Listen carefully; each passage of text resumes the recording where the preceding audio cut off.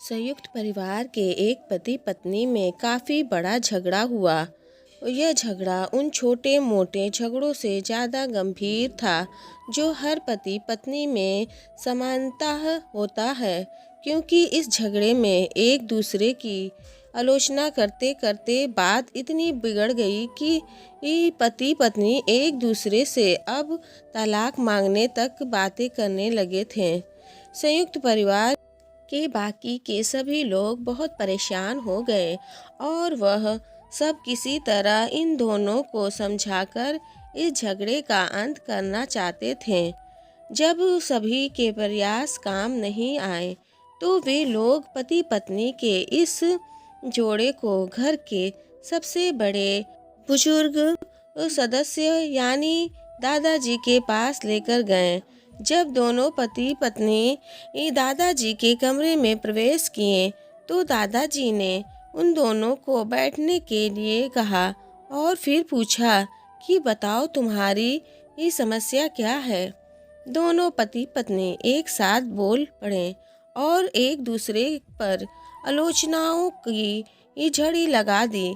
जितनी कमियां पत्नी अपने पति से गिना रही थी, उससे ज़्यादा कमियां पति भी अपनी पत्नी में गिना रहा था और कई मिनटों तक यह सिलसिला चलता रहा। दादाजी ने भी इन दोनों को नहीं रोका और इनको अपना अपना गुस्सा एक दूसरे पर उतारने दिया। आखिर में जब दोनों एक दूसरे की बुराइयां करके थक गए और शांत हो गए, तब दादाजी ने उन दोनों से कहा, अब दोनों एक दूसरे की कुछ अच्छाइयाँ बताओ। जब अच्छाइयाँ बताने का समय आया तब दोनों ही पति और पत्नी एकदम से चुप हो गए। शायद गुस्से में उन्हें कुछ याद नहीं आ रहा था या फिर गुस्से की वजह से ही वह एक दूसरे की अच्छाइयाँ बताना नहीं चाहते थे। दादाजी ने यह बात भी महसूस कर ली। थोड़ी देर तक जब कोई भी नहीं बोला तब दादाजी ने कहा, अच्छा ठीक है, यह लो पेपर और पेन और ये एक दूसरे की अच्छाइयाँ इसमें लिखो। पति पत्नी दोनों ने ही पेपर और पेन लिया और एक दूसरे से काफ़ी दूर जाकर बैठ गए। थोड़ी देर तक ना पति ने कुछ लिखा ना पत्नी ने।